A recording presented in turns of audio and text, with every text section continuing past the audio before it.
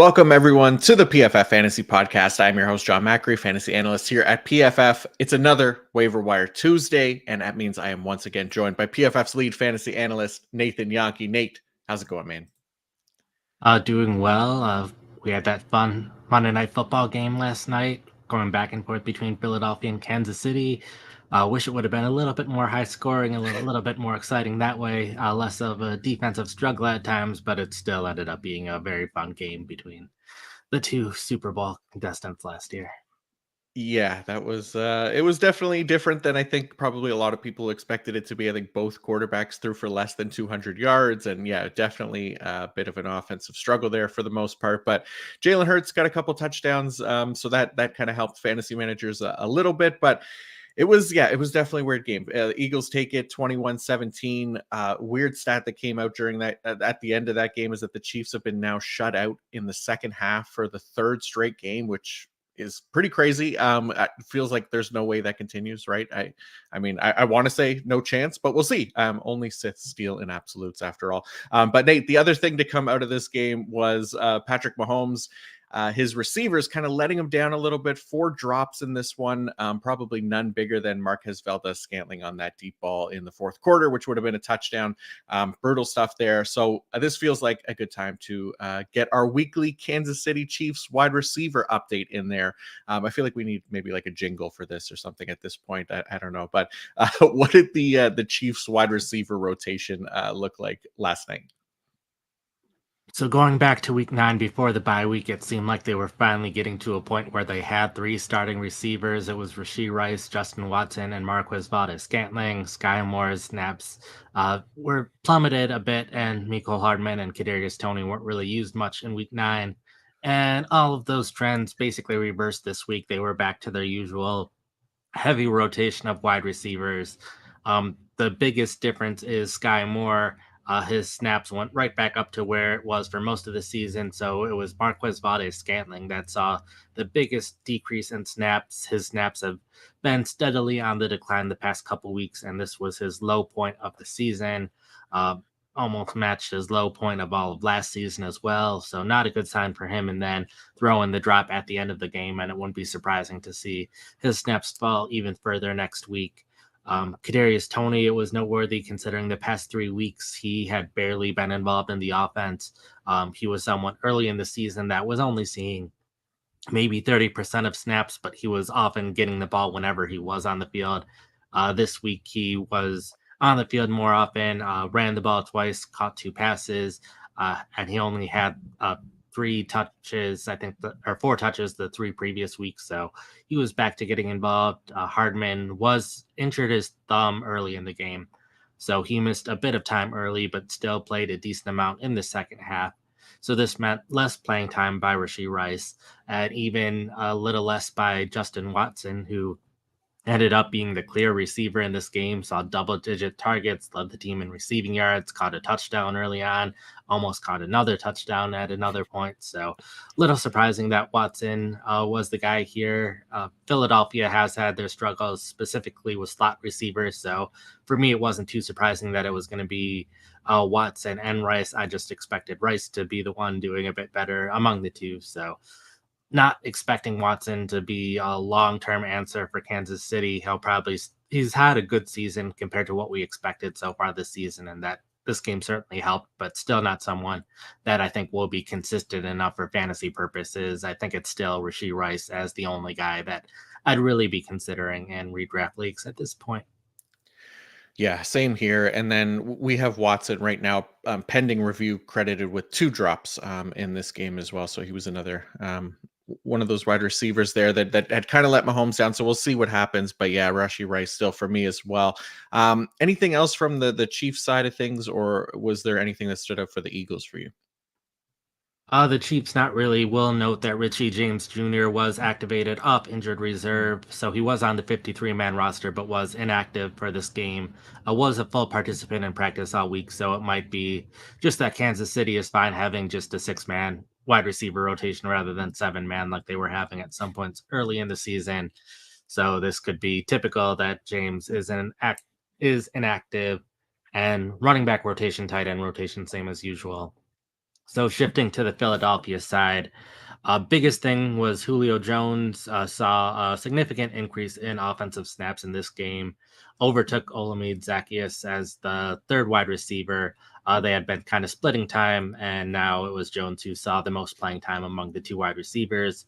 Had only caught two passes in his first three games, caught two passes for 5 yards in this game, so still not anywhere close to considering him for fantasy purposes, considering they have A.J. Brown and Devontae Smith getting all of the targets all of the time. So not expecting much for him out of fantasy, at least in redraft leagues, but there is a chance that he could have a big game at some point for DFS purposes or any other kind of games where you're only relying on him for one game and hoping for a breakout game.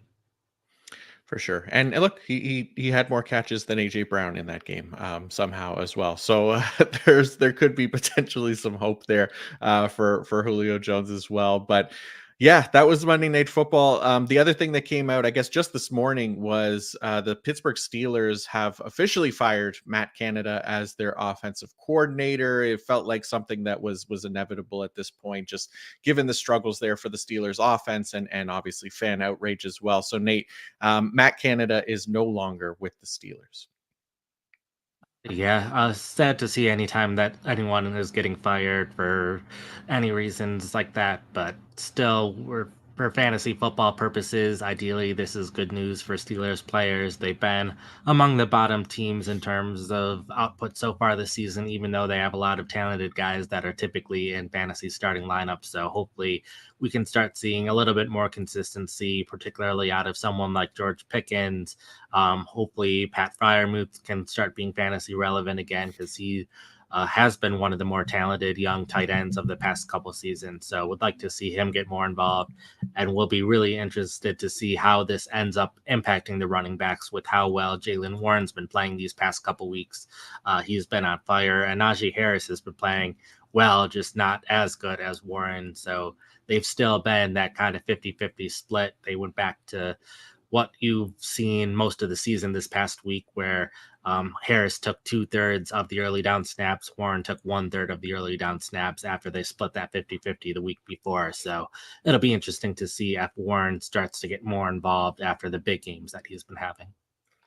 Yeah, will definitely be very interesting. I know that yeah, Matt Canada taking a lot of the blame there for the Steelers offense right now. So we'll see. We'll see if this shifts in any kind of way, kind of going forward here, and if it does make a difference. But yeah, important stuff there as well. So before we get into the waiver wire targets, I do want to give a quick shout out to our presenting sponsor, Fabric by Gerber Life.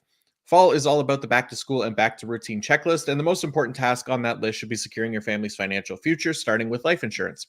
Fabric by Gerber Life makes it quick, easy, and affordable to protect your family so you can get back to enjoying life. Fabric was designed by parents for parents to help you get a high quality, surprisingly affordable term life insurance policy in less than 10 minutes.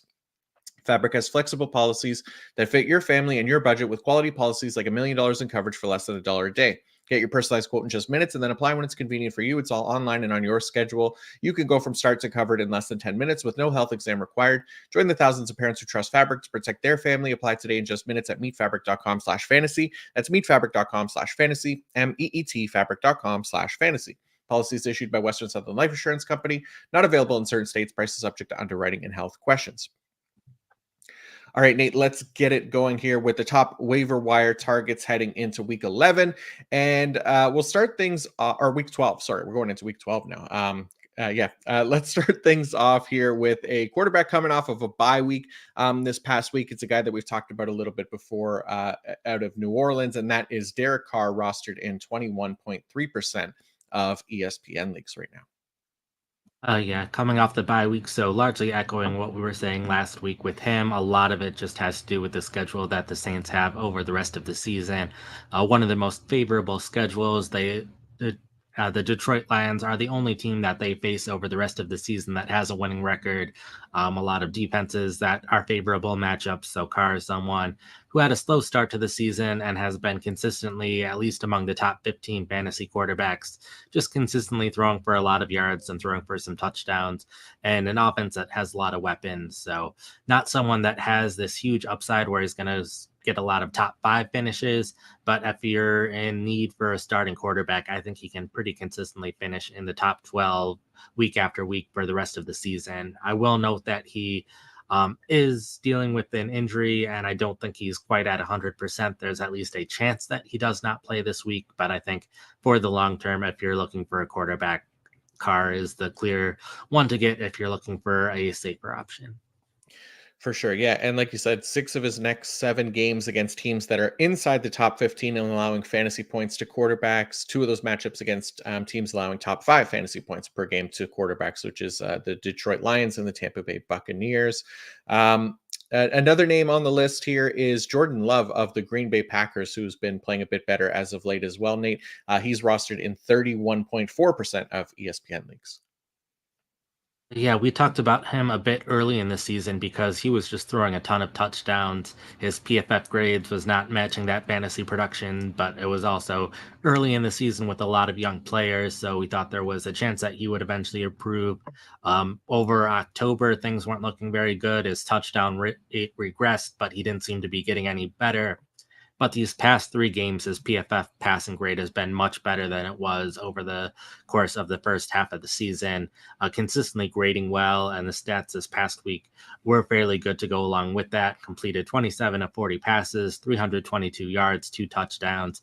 So we started to see the stats that we were seeing early in the season, but with the passing impressiveness to go along with that. So I wouldn't be surprised if Love can continue to put together some good games going forward. The only downside is the schedule isn't quite as good. Pretty average schedule for quarterbacks the rest of the year, so it's not a bad thing against him. Just the other quarterbacks that we're talking about have very good schedules over the rest of the season. But he has the young receivers that are doing well. Romeo Dobbs has been consistently scoring touchdowns. Jaden Reed's been making plays. Christian Watson scored a touchdown this past week. Even Dontavian Wicks had put up big numbers this past week. So a lot of the young receivers doing fairly well recently too. So Love's probably a more risky play compared to Carr. I think Love has the upside to have some really good games, but could also have some bad games over the course of the year as well. So if you're looking for a more risky quarterback or someone to start in very specific matchups, then Love is the player that I'd go with. Yeah, and like you said, playing a lot better lately, like weeks 1 to 8, 62.8 passing grade, which was 24th among quarterbacks. But then in November here, he's been a lot better, right? The last 3 games, weeks 9 to 11, 77.6 passing grade, which is 8th among quarterbacks. So a much better showing there for Jordan Love. And then the last name on the quarterback list here is Gardner Minshew of the Indianapolis Colts, rostered in just under 7% of ESPN leagues, Nate. Oh, yep. So if you're in a deeper league and other guys that we talked about are already taken, Minshew is the best option in some of these deeper leagues because of his schedule. He has been playing fairly well. Was coming off of a bad game in week 10, but a lot of his receivers were injured, and hopefully they are all healthy for this week since they were just coming off their bye week. Third best schedule for fantasy quarterbacks according to our strength of schedule tool. So someone who's been playing well and has a good schedule. So Minshew is kind of the clear option for me, especially when you have a number of teams who have been changing quarterbacks, or you're getting to the second or third quarterback on the depth chart, guys that you're just kind of testing out to see if they can be an NFL starter. So a lot of the guys that are ranked between like 25th and 32nd at quarterback are players that I probably don't want to touch. So Minshew, kind of the clear option for me among guys available in at least 90% of ESPN leagues. I like it. All right, let's move to the running back position now. And there's a fairly big one here at the top, and that is Zach Charbonnet of the Seattle Seahawks, rostered in 32% of ESPN leagues. And we know Kenneth Walker left last game dealing with that oblique injury. They're saying he's not expected to land on injured reserve, so we don't know exactly how many games he'll miss or if it'll be more than one or not, but feel pretty safe that he's not going to play on Thursday night here. So tell us about Zach Charbonnet, Nate. Oh yeah, so he was a big name a couple weeks ago because he took over the receiving job from DJ Dallas, so that was huge for him. And he has been playing better than Kenneth Walker in the run game in the last couple weeks because Walker has been dealing with injuries even before this one, so that's impacted his play. So Charbonnet has been playing well. After the injury, Charbonnet basically took over as the running back in every situation. DJ Dallas was the main backup. Dallas particularly took a couple of snaps in third down situations, which was his role early in the season. So Charbonnet had been taking 100% of snaps on third downs and 2-minute drills. Didn't in this game because he was playing a lot more on early downs. Would expect his snaps to decrease a little bit than what they were in this game going forward when Kenneth Walker is out, but I also wouldn't be surprised if Charbonnet starts playing very well in this time, if he ends up seeing more playing time than he was seeing even when Walker is back, or if this is reason that they can ease Walker back in and give him a couple weeks to fully recover so he's more prepared for the playoff push. So I could see Charbonnet being a pretty big factor for Seattle's offense over these next couple weeks at the very least, and hopefully through the fantasy playoffs as well. So he's the clear running back to pick up this week. He's pretty much been on this list every week, I believe, but hopefully now everyone else can pick him up that hasn't been picking up so far. Yeah, I can't imagine that he'll stay below that 50% threshold after this week, especially with the news to Kenneth Walker. Like I said, it's not the easiest schedule this coming week. 49ers here in week 12, allowing the 25th most points to running back. So not great there. They are playing again on the next Thursday night for week 13. So it's again technically another short week there if Walker's not able to make it back. They're playing the Cowboys on Thursday Night Football in week 13, who are allowing 26th most points to running backs. So it's a couple tough matchups there, but like you said, we like the potential for volume and his involvement in the offense there for Charbonnet. So should absolutely still be the top running back ad here this week. Another one that we have talked about the past couple of weeks, still available in 35% of ESPN leagues, is Keaton Mitchell of the Baltimore Ravens. Nate. Yeah, we saw him on Thursday night. He was playing roughly half the snaps on early downs, roughly half the short yardage and goal line snaps. So that was a pretty sizable increase in snaps for him, largely taking away from Justice Hill, who was largely restricted to the 2-minute drill snaps. So in terms of playing time, this was huge for Mitchell. In terms of production, he was off to a pretty slow start, had negative yards over his first couple carries, but turned things around by the end of the game. But I think this is still a situation where ideally Mitchell continues to gain more playing time as the season progresses, continues to take away a little bit more from Gus Edwards. I think particularly there's an opportunity on third downs. Gus Edwards took the majority of the third down snaps, but he has not been a receiving back throughout his career. And Mitchell did take 2 snaps on third down, so a chance that Mitchell could start to see more playing time on third downs and get more involved in the passing game, which could definitely help his fantasy production. So not someone that I'd probably be comfortable starting this week, but I think he's still heading in the right direction. Yeah, and that's kind of what we've been talking about as well, right? Like not quite for starting him for fantasy purposes, because again, the usage isn't quite there yet. He did break off a nice run a couple weeks ago, but last week was fairly quiet, right? And that's because that usage is still fairly low, but it is on the rise, right? So started at 17% a couple weeks ago, then 22% the week after that, and then 37% this past week of offensive snaps. So definitely trending in the right direction. Route participation going up as well, which you like to see. But yeah, not quite ready for starting lineups, but definitely somebody that we should be having here in line on our rosters. Another running back, and one we touched on yesterday a little bit. He didn't play for the Buffalo Bills, but definitely a name to kind of keep in the back of our minds here is Leonard Fournette, who is currently on the Buffalo Bills practice squad. Yeah, he's here because there's at least a chance that he starts to see significant playing time. And I was really thinking about it recently. It feels like in past years, at this time of year, there's a lot more running backs that are worth kind of considering because they could break out at the end of the season, guys who start to see more playing time as the season progresses. And I feel like with this rookie class, we've seen so many players get involved early in the season that all these running backs who are young already saw significant opportunities early in the year, so they don't have that much room to grow anymore. So it feels like there haven't been as many good running back options who could see a sizable increase in playing time over the last third of the season. But Fournette, I think, fits that bill of someone who could end up seeing a significant increase in snaps, considering he hasn't played any so far this season. But the Bills' running back situation has been in flux a little bit recently. We saw James Cook get benched for a quarter 2 weeks ago for a fumble. We saw Ty Johnson get more involved in the Bills running back rotation this past week, so it was a 3-man rotation rather than a 2-man rotation. I don't think Latavius Murray's been playing well enough that Fournette should be able to overtake Murray both in the run game and pass game. And I think Cook's been mostly better as a rusher than a receiver so far this season, where Fournette has been one of the better receiving running backs at time during his career. So I think Fournette at least has the opportunity to see significant playing time in Buffalo. I don't know if I'd say that's the most likely scenario that he'll get activated from the practice squad and be the lead Buffalo running back, but I think there's at least a possibility that happens. So if you're looking for a running back who could potentially have fantasy value without anyone on the backfield getting injured, then I think Fournette's probably the guy to target.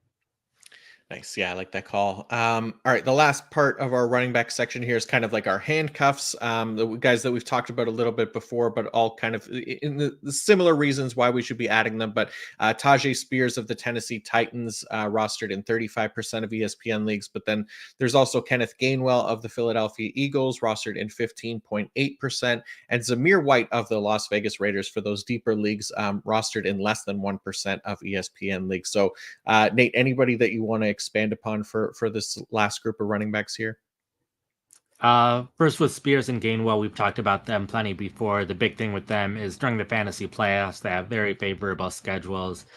Tennessee plays Houston twice during the fantasy playoffs, and Gainwell and the Eagles face Seattle, the New York Giants, and Arizona Cardinals. So all fairly good matchups for running backs there. So just both cases of they don't really have standalone value right now, but if something were to happen to one of the starting running backs, then they'd have a huge role. And then Zamir White, I think, is interesting since I tried to have guys available in different sizes of leagues. And White is available in over 99% of ESPN leagues, is barely getting any playing time right now. I don't think he saw any offensive snaps this past week, but Josh Jacobs is leading the league in carries for a running back. So he's probably more banged up than other running backs, has more of an opportunity to get injured potentially. And the Raiders do have the 7th best schedule for running backs over the rest of the season. So not the greatest schedule, second best during the fantasy playoffs though. And last week it was Travion Williams, who I included as the kind of sleeper running back who if something happens to the starter, but now with Joe Burrow's injury, the Bengals offense in general doesn't look as good. So switching over to White as my deeper running back to consider if you're just have a available bench spot because you're not going to start someone over the rest of the season, then he's someone you can pick up and hope that, or not hope that there's an injury, but just be prepared in case there is an injury, because White should see plenty of fantasy value if something were to happen to Jacobs. Yeah, absolutely. All right, let's do a quick ad break here to let you know that this podcast is brought to you by Prize Picks. Prize Picks is a skill-based, real money daily fantasy sports game. How does it work? You pick 2 to 6 players. If they will go more or less than their Prize Picks projection, you can win up to 25 times your money. So, Nate, right now, if we go on to Prize Picks, there is actually a special offer that allows you to take the over on Christian McCaffrey's combined rushing and receiving yard totals, which is currently set at just 0.5 yards. So again, it's a special offer, likely for Thanksgiving, with the 49ers playing Thursday night versus the Seahawks. No data needed for this one. Just take advantage of that special offer. The other one that I put in here was Jahmyr Gibbs going over 28.5 receiving yards. He's cleared that in 4 straight games right now, seeing at least 5 targets per game, 15.3% target rate over those last 4 as well. So Jahmyr Gibbs over 28.5 was mine. How about you, Nate? I'm going to go with Jaden Reed, more than 39.5 receiving yards. We also have Reed as a waiver wire target, so I decided to tackle 2 things at once, going over Reed, who's gotten over 80 total yards in 3 of the past 4 games. And in 3 of those, it's been more than 40 receiving yards, but he's been heavily involved in the Packers offense recently, has been the Packers starting slot receiver all season, and the Packers have spent a ton of time in 11 personnel. He's been running roughly as many routes as the other starting Packers receivers because they are rotating Romeo Doubs and Christian Watson out at times where Reed is fairly consistently on the field in 11 personnel. Has been more of a deep threat as well. In terms of receptions of at least 30 yards per route run, Tyreek Hill is the only wide receiver with more catches of 30 more yards per route. So Reed's been great that way. The Packers have the top 3 scheduled for wide receivers over the rest of the season, and that includes playing the Detroit Lions this upcoming Thursday for Thanksgiving. And the Lions have been decent against wide receivers this season, but they've allowed a bit more receiving yards to slot receivers compared to most teams, compared to what they've done against outside receivers. So I think Reed, out of the Packers wide receivers, is most uniquely suited to take advantage of Detroit's defense. So combination of how good Reed has been playing and Detroit's defense, I think Reed can get at least 39.5 receiving yards. Love it. All right. And at Prize Picks, you aren't competing against other people. It's just you versus the projections. Go to prizepicks.com/PFF fantasy and use code PFF fantasy for a first deposit match up to $100. Again, that's prizepicks.com/PFF fantasy and use code PFF fantasy for a first deposit match up to $100. All right, Nate, let's talk some wide receivers here. And another guy coming off of a bye week, and one that we've talked about quite a bit here is Demario Douglas of the New England Patriots, still just rostered in 24.8% of ESPN leagues, but somebody that we've liked quite a bit here and continue to like heading into week 12. Yeah, pretty common trend of this wide receiver section is we're going to be talking about a lot of the players that we talked about last week because most of them didn't end up playing for one reason or another. For Douglas, it was because of the bye week this past week, but Douglas had been playing the best out of the Patriots wide receivers this season, had emerged as a great option. So Douglas in week 10 caught 6 passes for 84 yards. He did that despite being limited in practice with an ankle injury all week. So Douglas played well finally or put up the numbers that we were hoping for on a bigger sample size. So he's been seeing the playing time that we've been hoping for these past couple weeks and finally put up the numbers that we were hoping for. So I think Douglas should remain the Patriots' top wide receiver the rest of the season, and generally number 1 wide receiver should be on fantasy rosters, and especially if the Patriots have a favorable matchup, then I think Douglas can be in fantasy lineups. Yeah, I like it. And you talked about more playing time for him too. Like 82% of offensive snaps he's averaged over the last 4 weeks. He's also averaged a 23% target rate through those 4 games, which was 14th best among wide receivers from week 7 to 10 who have run at least 100 routes in those 4 games heading into week 11. That was so really nice numbers there for Demario Douglas. Definitely somebody that we should be keeping an eye on here. And then another guy, we just talked about him, Jayden Reed of the Green Bay Packers, rostered in 18.5% of ESPN leagues. And yeah, we continue to like him as well. Yeah, like I said, been playing well in the Packers offense. Got more involved in the run game this past week, which I didn't touch on before. Will mentioned that his 3 carries in that game all occurred in the first 16 minutes of the game. The Packers lost 2 of their 3 running backs, so if you were just looking at the box score, it could seem like Reed was just getting involved because of the injuries, but he was getting involved before the injuries even happened. And now that the injuries have happened, they might continue to get Reed involved in the run game a little bit more. So could see him having a higher floor because of that. So excited to see what he can do going forward. He's been someone that I was kind of conflicted on because he is just a slot receiver and had kind of been up and down. But considering how many ups he's had in the recent weeks, I think it's kind of hard to ignore him at this point. Yeah, he's been great. We talked about him, I think, back-to-back weeks on the preview show and liking his matchups and opportunity. He's actually delivered 2 straight weeks inside the top 12 wide receivers in PPR leagues as well. Top 12 probably not sustainable necessarily, but just continues to be a really nice like deeper league option here and earning targets for himself as well, which we love. Another rookie wide receiver who is earning targets for himself and looks really good as well. Josh Downs of the Indianapolis Colts, who is just under that 50% threshold at 44.7% rostership in ESPN leagues. Yeah, he's someone that was above that 50% for a while, but a number of people have dropped him recently. Had the 30th most fantasy points for wide receivers for the first 8 weeks of the season. It's just been the past couple weeks he's been dealing with an injury, which has meant significantly less playing time. Very well could have just not played with the injury as well. And that would have been fine. And then they had their bye week this past week. So because he hasn't really been involved the past 3 weeks, a lot of people have been dropping him. So see if he's available in your league. The Colts do have the second best schedule for wide receivers over the rest of the season. I mentioned Gardner Minshew among the quarterbacks because of the schedule, and similar thing. I think Downs can have a really big second half of the season, assuming that he's going to be fully healthy, and hopefully after the bye week, he had a lot of time to recover. Yeah, I think that's the main thing, right? Nice to have that bye week in there. We know he left, I guess it was the week 9 game with the knee injury, right? I didn't even think he was going to play week 10, but he got out there. It was limited, obviously. I think he played like 40% of snaps or something, but they still want to target him when he's on the field. He made a really nice catch in week 10 as well. So I got to imagine when he's healthy, those targets will continue to go his way.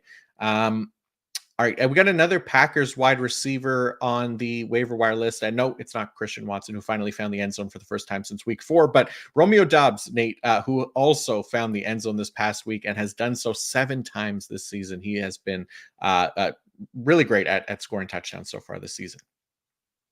Yeah, has scored 4 of the last 5 games, which has been huge for him. He ranks 34th among wide receivers in targets on the season, so he's been throwing the ball plenty. It was a bit more earlier in the season where he was seeing some really big games in terms of targets, and they just weren't quality targets because Jordan Love wasn't throwing the ball as well. Now Love is throwing the ball better. Dobbs hasn't been seeing quite as many targets, but I think the opportunity is still there for Dobbs to see plenty of targets going forward. Particularly this week against the Lions. He did catch 9 passes for 95 yards against them last week, so he is also someone to consider in betting as well with this matchup against Detroit, with how well he played against them the first time around, and the Packers in general, a top 3 schedule for wide receivers the rest of the season. So that's good for Dobbs and good for Reed and good for Jordan Love as well. So I think Dobbs is someone who could start seeing a little bit more targets and take advantage of his targets better than he was early in the season. Mm-hmm. Yeah, I'm with you. And now we got a little stretch of guys here who did not play this past week. One of them had a bye week and a couple of them had injuries that they were dealing with, but still guys that we should be looking at. And the first one is Rashid Shaheed of the New Orleans Saints, rostered in 24% of leagues. And we know Michael Thomas still injured here. I haven't seen anything significant about like how long he's going to be out. I don't know about you, but Rashid Shaheed should be somebody on our radar as well. Yeah, it sounded like it was a significant enough injury. They have not That's put him on injured reserve, though, but I think he should be out at least this week and potentially another week or two as well. So that's the big thing with Shaheed is he started to see more targets once Michael Thomas went down with injury before their bye week. So Shaheed has been consistently a high average depth of target, big play receiver that has been inconsistent from one week to another in terms of how productive he is, just depending on if he's making those big plays or not. But this past game was finally an opportunity for him to have a higher target share, which would make him a lot more dependable for fantasy. So if he can maintain a higher target share and potentially make some big plays in there, that could be huge for his fantasy potential. Yeah, like that. And then we also got Michael Wilson of the Arizona Cardinals. So he did miss the Week 11 game, and we talked about Greg Dortch yesterday on the recap pod. But we imagine that if Michael Wilson is back in the lineup, that he would be taking over again for Greg Dortch in that offense. And yeah, still like Michael Wilson, Nate. Yeah, because I think Dortch, if he starts taking playing time from anyone, it would be Rondale Moore, who hasn't been doing quite as well this season, and they both are primary slot receivers. We did see um, Rondale Moore catch that 48-yard touchdown pass, and that was a play where it was 12 personnel lined up on the outside, and was a play where if Wilson was healthy, I'd expect him to have been the target on that play and also make that touchdown. So the big thing with Wilson is he does have that high average depth of target, and Murray does have a history of throwing deep passes like he did to Rondale Moore in this past game. So I think that's going to be a strong combination once Wilson is healthy, and he is available in over 90% of ESPN leagues. Yeah.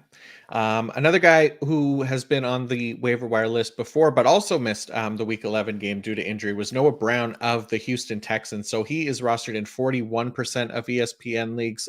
We know, again, the Texans have kind of shuffled their wide receivers around a little bit, but hopefully getting healthy there. You still have faith that Noah Brown can be involved in the offense going forward, Nate? Yeah, I think with how well he played and considering Robert Woods has played fine in Houston's offense so far, just not as good as the other three receivers. And Houston also has had no problem rotating wide receivers in and out all season. The guys at the bottom of the depth chart, John Mechie, Xavier Hutchinson, some of the younger wide receivers, or I guess most of them are young wide receivers, but still, they've been getting involved in the offense plenty over time, just in a heavy rotation among wide receivers. So I think Brown will still get plenty of playing time once he's healthy. It'll just be hard to know from one week to another which wide receivers are going to do well. We see offenses like this where some teams just have so many good players that three or four or two or three players have a good week and one of them ends up having a bad week. So that could be what starts happening in Houston's offense is they have all of these receivers and Don Schultz, who's been one of the better tight ends over the past month or so. So I think we could see a case where we just consistently see some players have really good weeks and then one player has a really bad week and we just don't know whose week it is to have the bad week. Yeah, makes perfect sense. All right, another guy that we talked about yesterday and we've been pretty excited about here as his snaps have been kind of rising is Jameson Williams of the Detroit Lions, rostered in 14.6% of ESPN leagues. Yeah, we talked about him a bit yesterday, but general thing is you started to see a bit more playing time week after week, so that's been really good to see. With Josh Reynolds, he's caught less than 15 receiving yards in each of the past three games, so uh, Reynolds has seen plenty of playing time, just hasn't been very productive in the offense. So I think there's at least a chance that Williams can overtake Reynolds as the top outside wide receiver for Detroit, with Amon-Ra St. Brown still being the top wide receiver in Detroit, clearly. But I think Williams can get more involved in the offense, and he did score a touchdown this past week. So also a positive for Williams. Yeah, like that. And then last name on the list for those deeper leagues as well, rostered in just 5.5% of ESPN leagues, but he's coming off a week where he had 3 catches, 115 yards, and a touchdown. Khalil Shakir of the Buffalo Bills. I'd imagine that 5.5% goes up after his big week, Nate. Yeah. Over the past month or so, he's seen significantly more playing time than he was early in the season or really any point last season. Has pretty clearly established himself as the third wide receiver in Buffalo. I think it's going to be hard for him to have consistent fantasy value over this 4 game stretch where he's seen a lot more playing time. Both Stephon Diggs and Don Kincaid have doubled the targets of Shakir over that time. So Shakir is just making some really big plays like he did in this past one. But it's the second time he's had at least 90 receiving yards during this stretch as well. So putting up a lot of yards on a relatively low number of targets. So it's hard for me to see this being something sustainable. But with how many big plays that he has made recently, there is a chance that he starts to see more targets going forward, potentially fewer targets for Kincaid, potentially fewer targets for Diggs. So I don't think that's the most likely scenario, but it's hard to ignore him after he's put up so many yards over the past couple weeks. Yeah, definitely. He's been great and efficient, but yeah, we got to keep an eye on that usage going forward. And then yeah, let's do a quick ad break before we wrap up with our tight ends here. And it is from Manscaped. Cue dramatic music, public service announcement. It's not a bird, it's not a plane, it's the most revolutionary ball trimmer the world has ever seen. Gentlemen, our friends over at Manscaped have been working night and day to bring you a below the waist grooming experience like none other with their brand new Lawnmower 5.0 Ultra. We're talking about the next generation trimmer with interchangeable blade heads for whatever shave your mind can imagine. AI is cool, but I think this might be the biggest technological advancement the world has ever seen.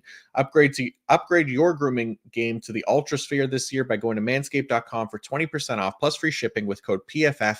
High tech for low places, Manscaped. Get 20% off plus free shipping with the code PFF at manscaped.com. That's 20% off plus free shipping with the code PFF at manscaped.com. I can promise you've never seen a ball trimmer look like a spaceship. Get yours today from our folks at Manscaped.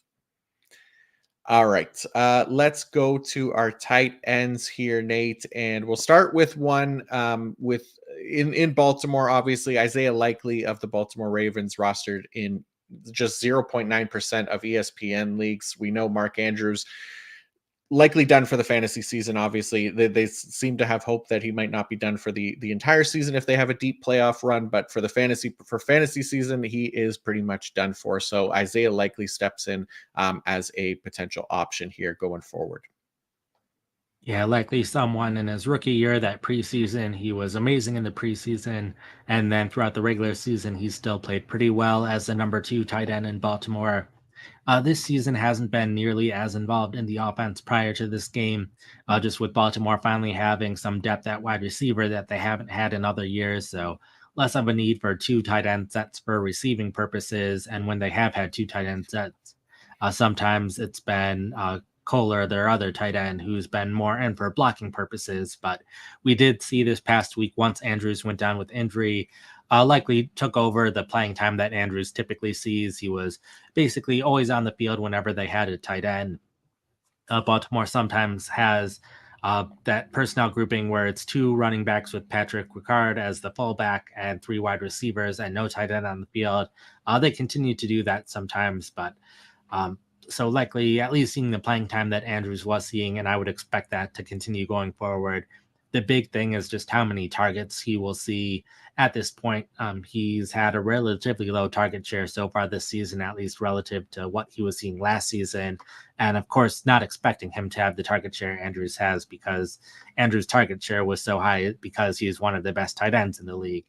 But I think likely still should see a decent number of targets and enough to be a borderline fantasy starter. Probably not someone that I'm expecting to put in my fantasy starting lineup in most leagues, but I'd also understand if you're in a league where you had Andrews, didn't have a backup tight end because you had Andrews, and a lot of the other decent tight ends are already taken from other rosters, so there might not be that many options, and likely is kind of the clear option to pick up off the waiver wire. I think what we've seen at tight end this year, you need the playing time, you need the targets, and you need to be playing well. And a lot of the tight ends that have been doing at least one or two of those things well are already on rosters. So a lot of the other guys that are available either are in a very heavy rotation of tight ends or aren't seeing the targets or just aren't playing well. So likely is kind of the clear player to pick up if you lost Andrews with injury and you're in one of these leagues where the top 15 to 20 tight ends are already on rosters.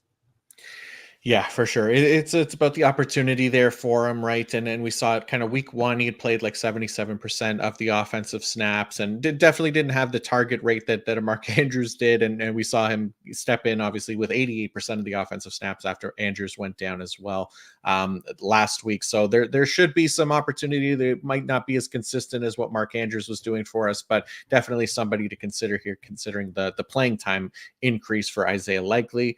And then the other tight end on the list is Michael Mayer of the Las Vegas Raiders. Had a 4-catch for 46-yard game against the Dolphins this past week, and has been continued to be involved in the offense.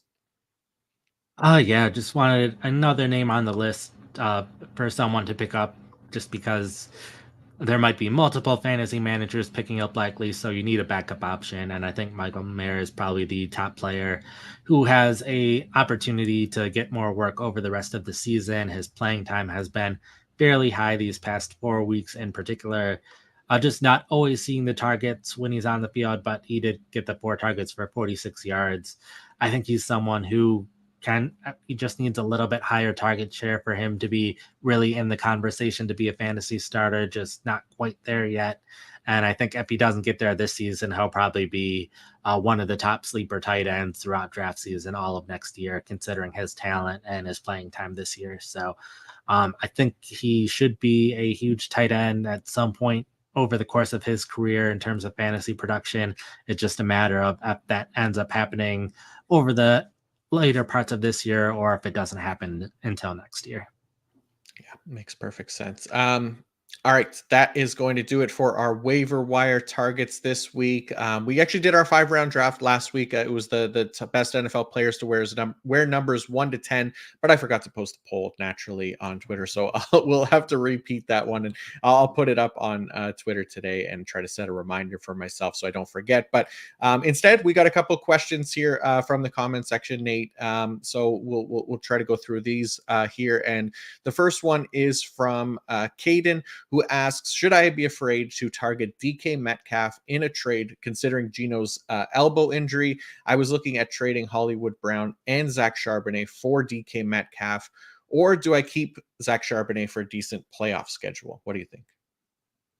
I think it probably depends heavily on who your other running backs are. If Charbonnet would definitely be a starter for you, definitely be a backup or just a situational player. But DK Metcalf, if you're in a league where you can still make trades, I love Metcalf's schedule during the fantasy playoffs. Plays the Eagles, Titans, and Steelers, all three teams among the top 8 in terms of allowing fantasy points to wide receivers this season. When I was doing the 5 to add, 5 to drop, 5 to buy low, 5 to sell high a week ago, was heavily looking at the playoff schedule for who I'd be looking to trade for and trade away. And I didn't include Metcalf there because he wasn't a buy low candidate because he was coming off a good game. But the Seahawks wide receivers, they had the clear best schedule, in my opinion, of who you want in the fantasy playoffs for a wide receiver. So would be happy to have Metcalf there. I know Geno Smith has the elbow injury right now, but I would hope by the time the fantasy playoffs hit, that would be largely recovered by that point. Makes sense. And then Cade does add, would you rather target Metcalf or Cortland Sutton? So he says both guys have good schedules, and he says the Cortland Sutton owner has Kyler Murray. So I guess including Hollywood Brown there. So do you have a preference there? Or still Metcalf? It's still Metcalf for me. I know Yeah. Sutton has made some very big plays over the past couple weeks. I just think uh, Metcalf in general plays better, and I think with this, both of them have good schedules. I like Metcalf's schedule a little better.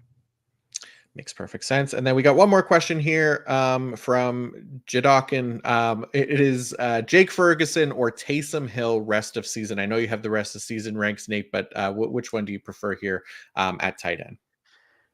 It does depend on the scoring system. I base my rest of season rankings off PPR, and in that case, I have Ferguson, but standard, I would go with Hill. I do think Hill probably has a little bit better upside, but Hill is just a lot more risky in general because the Saints could decide to not feature him as much in the run game, in which case Hill's fantasy value vanishes. But in standard league, if I was doing rest of season rankings for standard leagues, Hill, his value is just so much more in standard than PPR, considering a lot of his value comes in the run game. So typically, there's not a huge difference for tight ends from one scoring system to another, but Hill is the one very, very clear exception to that because of his rushing production. Awesome. Good stuff. All right. That is going to do it for today's episode of the PFF Fantasy Podcast. Thank you all for listening and for the questions as well. And Nate, thank you for coming up with this big list of players as well for people to choose from. And yeah, we're heading into Thanksgiving here. We got no bye weeks ahead. So definitely some players to consider heading to our waiver wires today. Good luck trying to acquire all of them and hopefully add some depth to your fantasy rosters for a nice playoff run. Nate, before we go, please let everybody know what you have up on pff.com this week. Sure. So as always, I have my recaps to all of the games that have happened. Have the waiver article up already. Went up early Monday morning, and then the rest of season rankings went up today. We'll be having rankings for this upcoming week. We'll have them on the website today, and then an article form tomorrow. We'll try to have them up on the website earlier than usual today. Just I know with people traveling for Thanksgiving and all that stuff, try to have things up as quick as possible so they can still be helpful for people. And we'll make sure that the rankings stay up to date throughout everything that happens injury wise Wednesday, Thursday, Friday, because we also have the Friday game for the first time this year. We'll still have start set also on Thursday, and we'll have recaps to the Thursday games and Friday games as those games are going on throughout the extended weekend for those who have it. Nice, good stuff. And yeah, I'll have the IDP fantasy report out today as well, and that'll include our IDP waiver wire targets. And yeah, back on the podcast, I believe tomorrow, previewing the Week 12 IDP as well, and then I believe back with Kate on Thursday, previewing the offensive side of the ball. But again, thank you all for listening, and until next time, peace out.